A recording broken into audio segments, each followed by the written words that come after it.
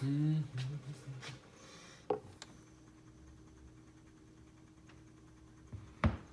VC, welcome to the Personal Oasis. This is the Blind Island, and today we're going to be reviewing another album.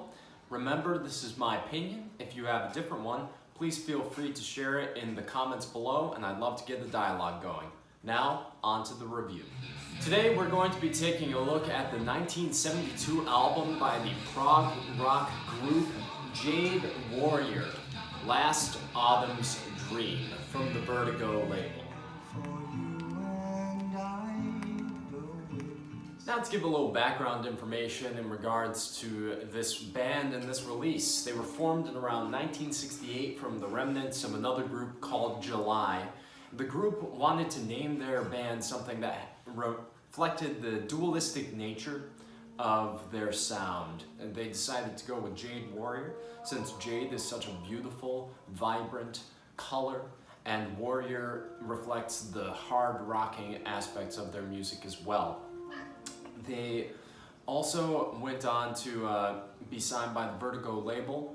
They wanted to really bring in lots of different world elements into their music.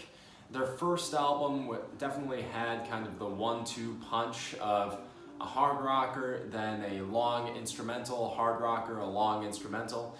The second album kind of tried to bleed the two more together with less separation. And they decided for this record to go back to kind of the formula of their debut with some long introspective woodwind instrumental tracks to be included with hard rocking progressive ones. They apparently wrote enough material for this record to release 2 more. However, the Vertigo label became a little concerned about their sales, knowing how fickle the record market could be, so they decided to release them from their contract shortly after this album.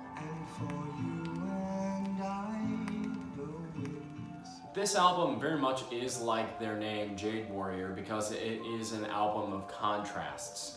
It goes from incredibly hard rocking with songs like Snake that have fuzzed out guitars blaring and blasting all the way through it, to other songs and other tracks like Dark River, where it's a winding flute-driven instrumental track.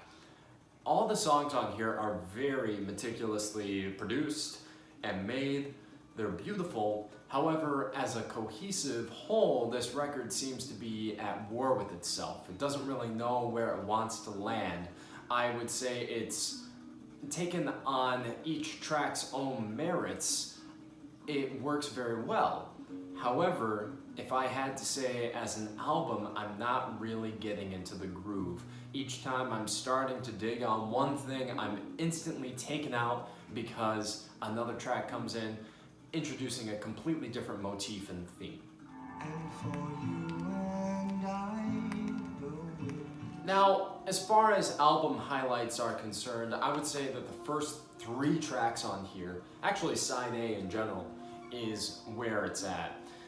It starts off with A Winter's Tale, which starts with this beautiful flute solo, ever crescendoing into bigger and bigger things. It's a gorgeous ballad, and it draws you in completely. Snakebite is phenomenal rocker that hits you in the gut right away. I freaking love that tune. It's definitely one that gets me pumped up every single time. And Dark River is this meandering, dark, obscure, jazzy prog rock opus. I love that track just because it totally brings you into this dark jungle type of feeling, obscuring your senses and winding you deeper down like a river. It's fantastic, very well done, and side A also ends with the great tune Joanne, which is another great rocker and a foot stomper. If I had to say there was a weak track on here, it would probably be their biggest commercial hit, and that's The Last Demon Trucker.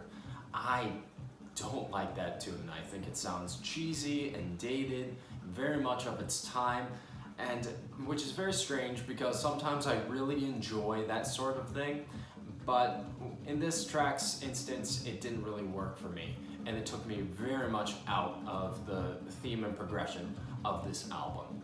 And for you and I, the winds.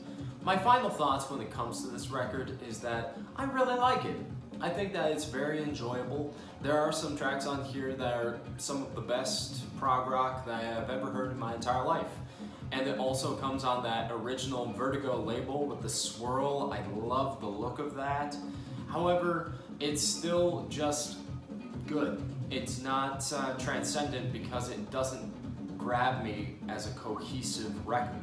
I prefer things that run smoothly, and despite the tracks running very smoothly, the album does not. So, very good. If you see a decently priced copy, I'd suggest picking it up. I picked up this copy for only $6, and it was totally worth it. But if it's going for over 20, I wouldn't recommend it. Just try and find a decent priced copy. I'm going to give this one a 3.5 out of 5. But what did you guys think? Did you enjoy this record? Have you listened to it before? What are your thoughts? Do you love the Vertigo label? Let me know in the comments below, and as always, I hope that you have a great day on your own personal oasis. Cheers.